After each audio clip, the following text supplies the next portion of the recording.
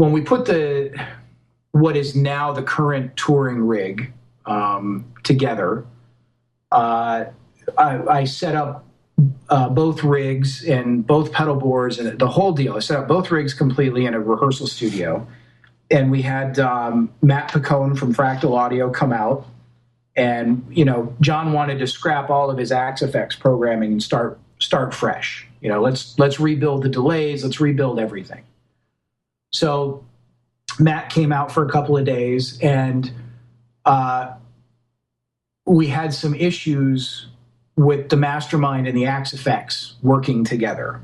And now let me preface this by saying the way we run our rigs, and this is a very old school way of doing things, is the foot controller to me is always the brains, and it tells everything else what to do. One cool functionality between the Mastermind and say an Axe Effects and I'm sure some of the other devices out there is bidirectional MIDI, right? Yeah. So they're talking back and forth to each other, which is a whole new concept for me, and I don't quite understand it. That's okay. So, I don't understand it either. Yeah, but that was an issue. We were having some issues. So we had Ron on the phone, and Ron and Matt were talking back and forth, and we're changing some programming. Ron goes, "You know what? Send me your files. Let me look at everything here, and then if I have to write some custom firmware for you or something, I'll do it." So, and sure enough, he had to tweak some of the firmware coding for what we were trying to do. And everything was working great. So it was, that's the kind of stuff as a tech, when you can get that level of support from a company, when you, like I called Ron up from Moscow one time, and I was having a problem with, I was having this weird glitching issue, and it had been going on, but it was intermittent, so anytime I would send Ron a file of, like my Axe Effects file, because he's got one at his shop, and the GT file, and he'd hook everything up, and what it ended up being was the bidirectional MIDI, because I wasn't running bidirectional MIDI. That the units were looking for each other to talk to, and it wasn't happening, and that's why we were getting some glitching issues. But I don't think we ever would have gotten to the root of the issue had the customer support from RJM and Fractal been at the level that they are. That's fantastic. How do you guys find your gear? Do you get a lot of endorsements, or does John seek stuff out that he really is into, and then you go from there? Yes. Yeah, both really. He's got some endorsements. Mesa Boogie and Music Man, and Fractal. His core endorsements are just that. They're the core endorsements. And as far, if he's the kind of guy, if he wants a pedal or something like that, we'll usually just end up going out and buying it, because we can get it a lot faster that way. Yeah. I can go down to the local shop or just order it, and that's how we work. So. And John seems like the kind of guy who knows just what he wants in his rig and just makes sure that's what it is. That's the great thing about him. Aside from the kind of player that he is and that level of stuff, he's a gearhead, man. He really loves gear. He loves reading manuals about the gear. We'll get a new Mesa product, and the first thing we each do is open up the manual and read it. And it's helpful to know what's going on from the manufacturer from a manual standpoint before you head into it. He's a total 100% gearhead, man. He'll call me up and go, "Hey, I saw this thing, or I was down at Guitar Center with my son, and I saw this pedal, so I got it, and you should check this thing out. And that's sometimes when we have downtime and he picks up new things, it's I got to play catch up and figure out what's what. But yeah, does he ever ask you to do something in a rig that's just so outside of what you thought you could do that just made you think, what the heck, and then you ended up doing it? He seems like he probably is always tinkering with it. No, you know what? It's once we get the rig laid out on paper, going into it when we're in that first design phase, that's when the spitballing and all the ideas are being batted around, Right. And what if we use this amp, or what if we, I'm thinking about maybe bringing the 2290 back. How would we hook up that with the Axe effects? Yeah. How does all this, and then, so that's where I have to start going, okay, I need a line mixer then. And that said, the one core essence of John is it's got to be the purest, simplest signal path. Yeah. From his hands to the speakers, it has to be the purest, simplest signal path. And that wasn't always the case with some of his older rigs. I mean, they were gargantuan, man. Yeah. His Road King stuff and all that. There's a lot going on. There was a lot of stuff going on in that rig, man. There was, I don't even know where to begin with. I don't even remember most of, that rig got torn apart, and a lot of the gear got recycled for other rigs. But yeah. Now we kind of, he came up with this whole mindset of, I want the purest, simplest signal path. So the least amount of cabling, the least amount of stuff in the way. So that's kind of, where the tri-axis rig kind of came back into play. It was like, okay, it's very, very simplistic. The wiring in it's really simplistic. It's basically just in, out to the speakers. Yeah. But yeah, it's back to your question though.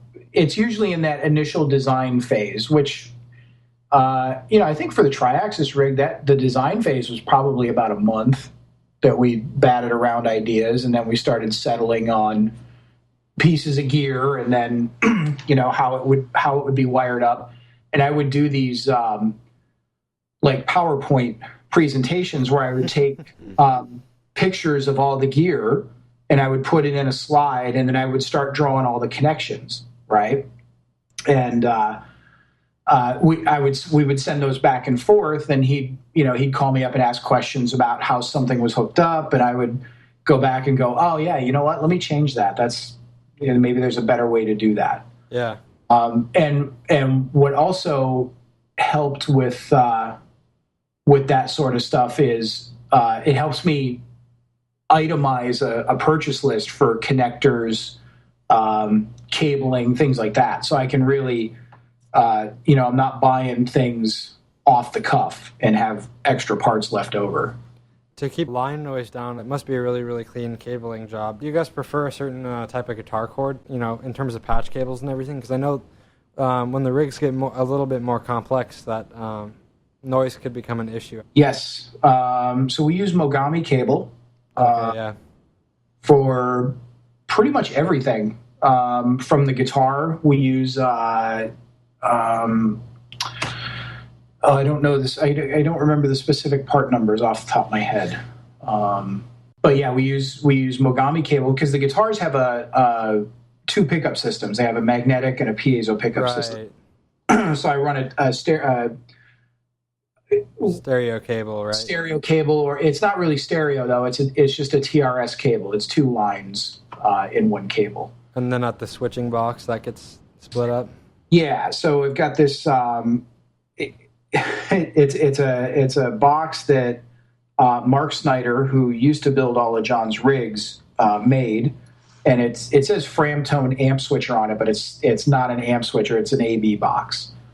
And what it does, it allows me to have 2 TRS or stereo cables plugged in that I can switch between. And then that acts as a splitter for the 2 pickup systems.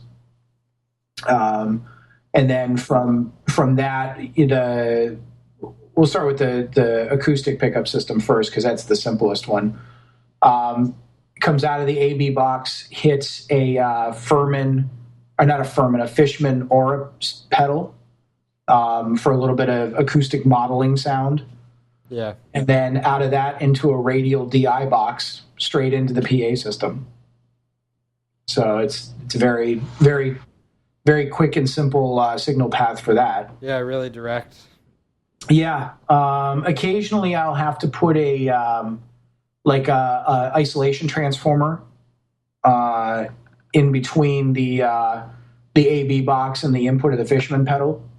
Occasionally I'll get some sort of grounding thing going on, so I put an isolation transformer in and it gets rid of that. So that's a helpful little gadget. And the signal path coming out on the electric side then. On the electric side, yeah, we get a little more complicated there. What we do is we come into I've been using an MXR buffer splitter, which we were trying those out. So I come into that. One side goes into the rig, the other side feeds the tuner on the pedal board. Okay. So the tuner is getting a signal right off the guitar rather than somewhere later in the rig, which used to be a problem in some of the earlier rigs because it would take a feed, and if he had like a modulation pedal on or something, that was before the tuner feed. So the tuner would be going, you're trying to tune and it's moving before you go, wait, what the? Yeah, like if you have a chorus running or something. Yeah.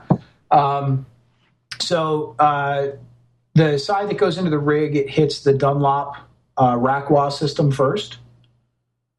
And then out of that, it goes up into the pedal drawer where it hits the mini effects gizmo.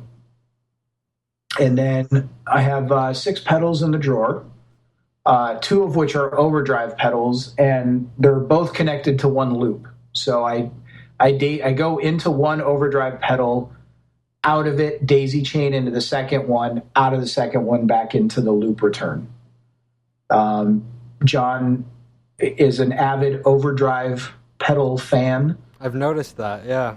And he likes to change them out randomly. So, one day it'll be a Tube Screamer, and the next day it'll be a Mesa Grid Slammer, and the next it'll be a Keeley pedal, and the next day it'll be a whatever else. I usually have a drawer in the workbox that just filled with different overdrive pedals. And so what I did was to make things a little easier on me when he wanted to switch is I put 2 in on one loop. So one would be on, one would be off. If he wanted to switch, I just turn the one off and turn the other one on. Right.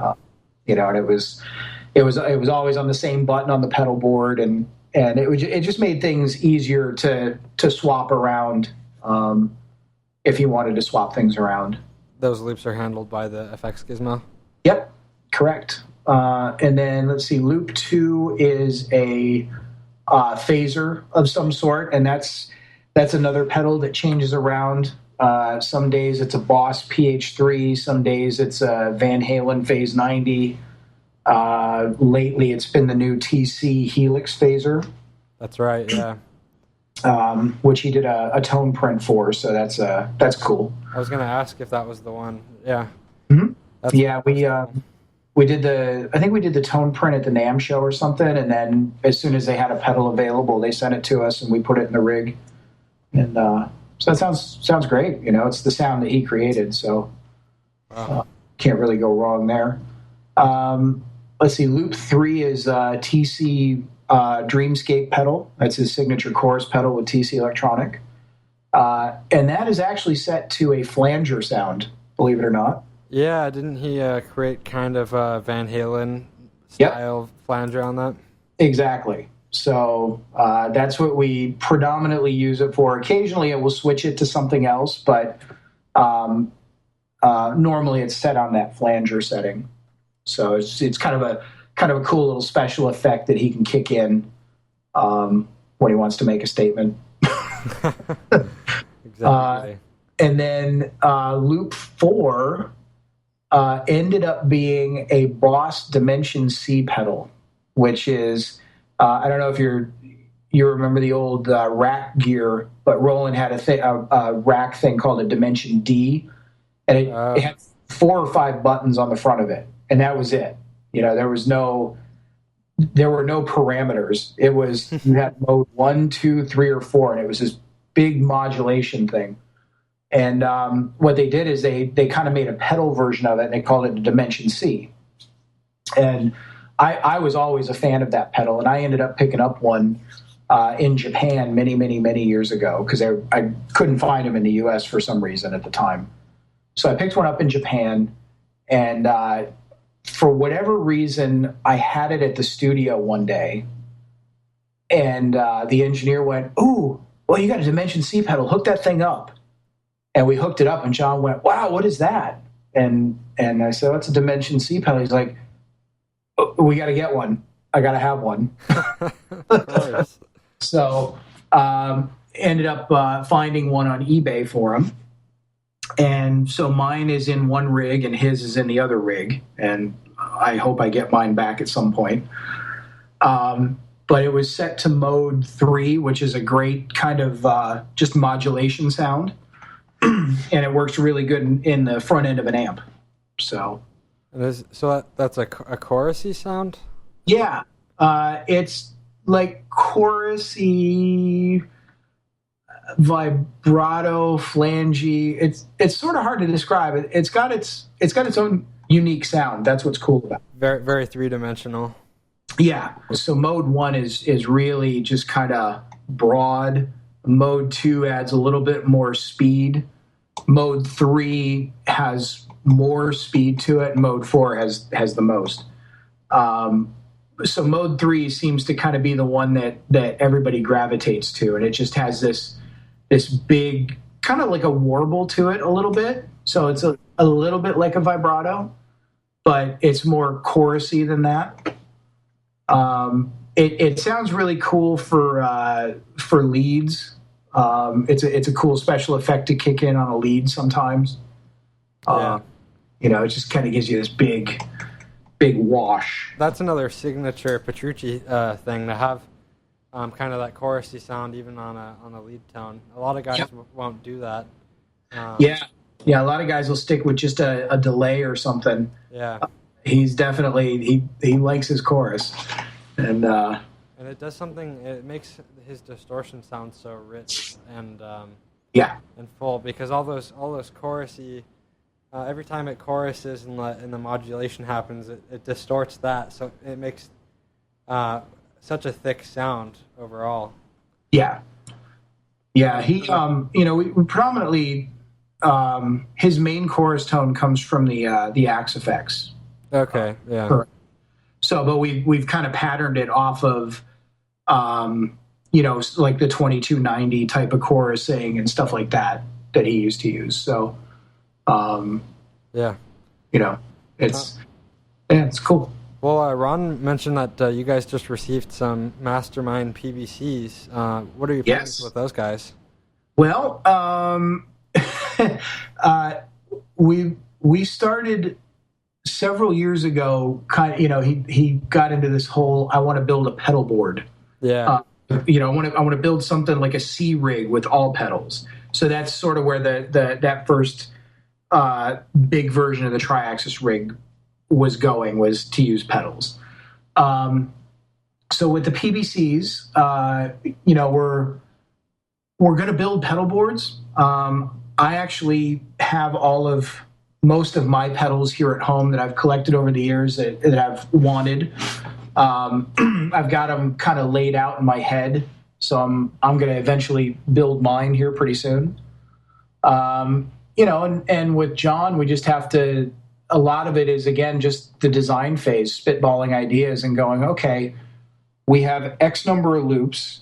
This is how we can configure it to mimic what you normally do with your big touring rig. Mm-hmm.